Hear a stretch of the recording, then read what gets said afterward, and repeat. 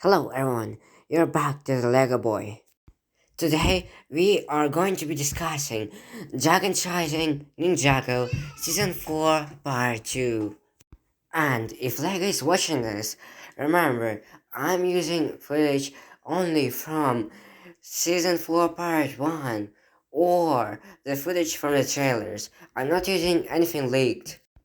And now, I will give you the spoiler warning for 5 seconds, just in case you didn't watch the season 4 part 2 yet, since it has been leaked only for 8 hours before getting down.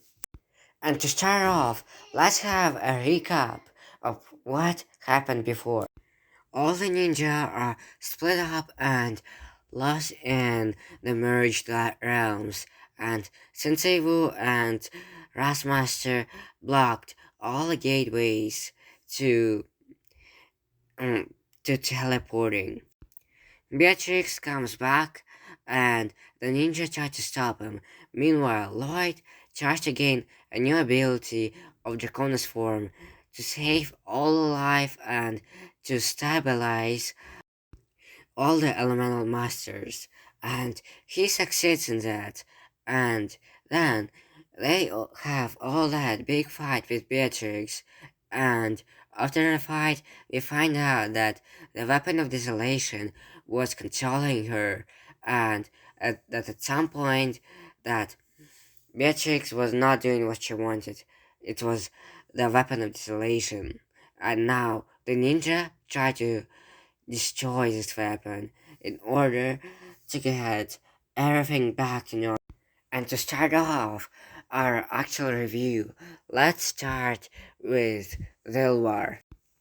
In my opinion, he's one of the best written characters in Ninjago so far. I can hardly call him a villain, even though he's supposed to be one of the main villains.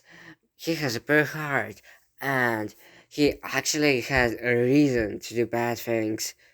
And also, the weapon of desolation was kind of controlling him, so he couldn't really resist it. And I really like how to try to resist, but he couldn't. And what is maybe the main villain of the season, Beatrix or Cryptor? Let's start with Cryptor, since he's more interesting one. We did not expect him coming, but I feel like he did not do much for the story. I feel like he's there just because of the set of the X1 Ninja Charger that he's in. I mean, he did do the stuff he kind of needed to, but that's kind of it.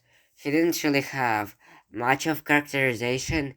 I'd say maybe even less than in season 3 of the original show.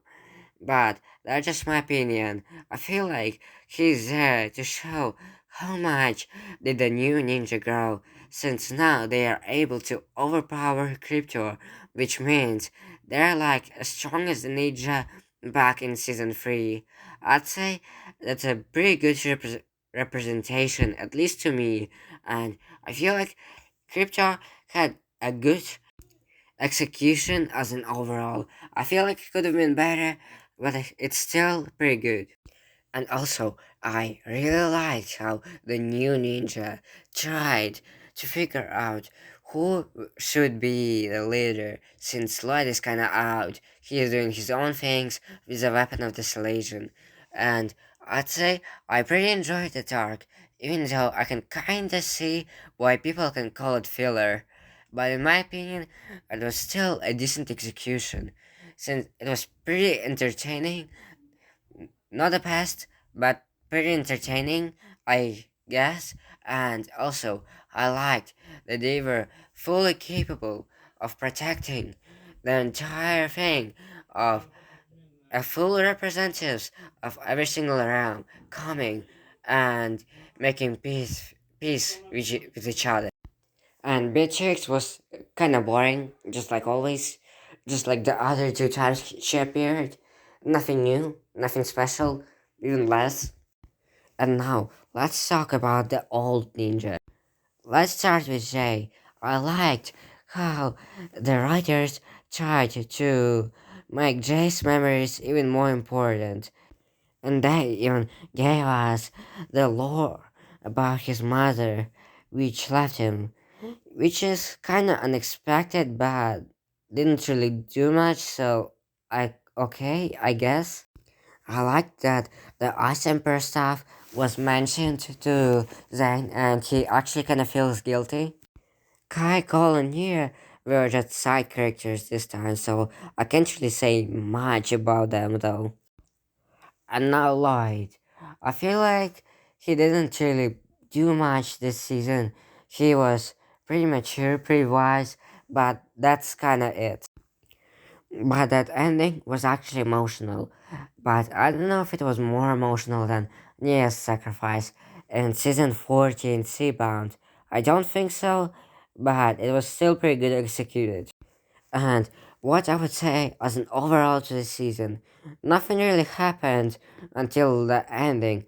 They were just the old ninja were just going and they were kind of on their way, and the new ninja were just trying to find their leader, and they succeeded in it. Sorry, I just kind of fumbled it, and I would say the overall for an overall season 4 part 2 is worse than part 1. And now, like and subscribe and tell me in the comments which part do you prefer.